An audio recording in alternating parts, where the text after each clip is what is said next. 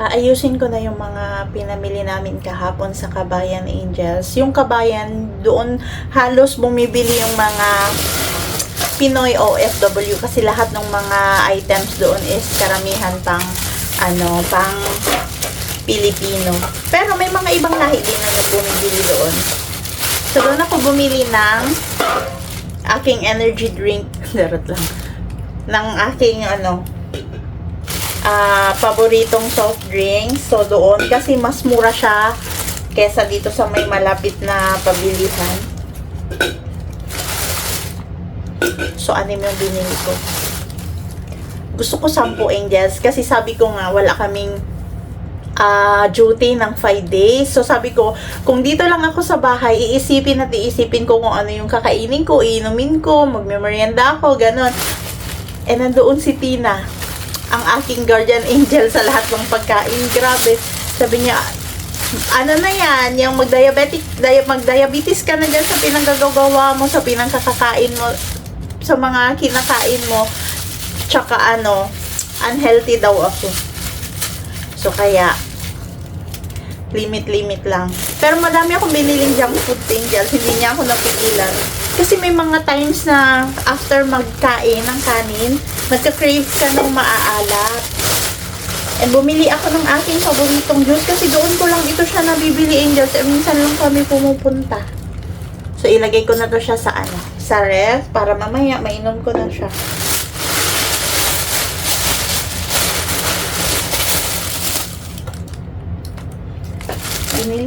Bumili ako ng avocado. Masarap din itong avocado nila, Angel. Sana lang mahinog siya ng hindi nabubulok sa loob.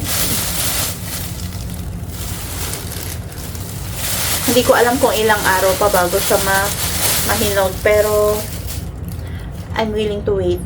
Charot. Tamban. Madaling lutuin. And sardinas.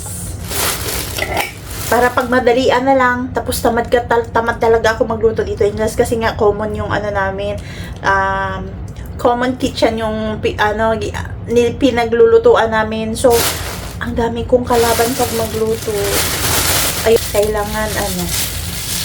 kailangan yung mga madalian lang, lalo na pag gutom na. Pero wala namang problema pag hindi ka nakapagluto dito, Angels, kasi actually, libre naman yung food. Libre ang food, libre ang accommodation, libre lahat. Kaya lang minsan, may mga time na hinahanap-hanap mo din yung mga nakasanayan na. Yay! O, diba? Ang dami, Angels. Hindi naman sobrang dami, pero pinili ko na yung tapos meron din akong noodles. Yan.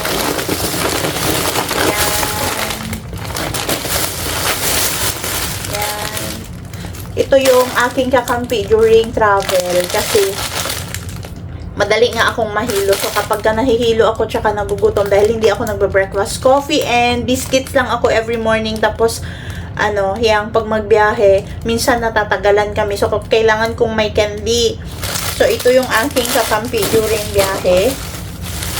Na paborito rin ng aking Saudi head nurse. Gustong-gusto niya. So, yun lang.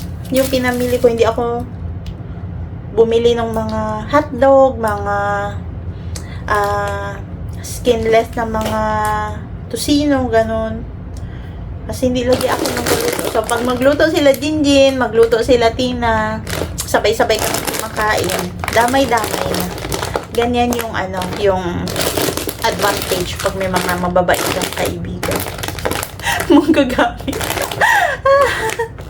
So, yun lang yung ma-share ko today, Angels. Lagi yung tandaan ng sinasabi ko na always choose to be happy. Kahit sobrang sakit na, pagod na, piliin pa rin po natin ang maging masaya. Yun lang. Paalam.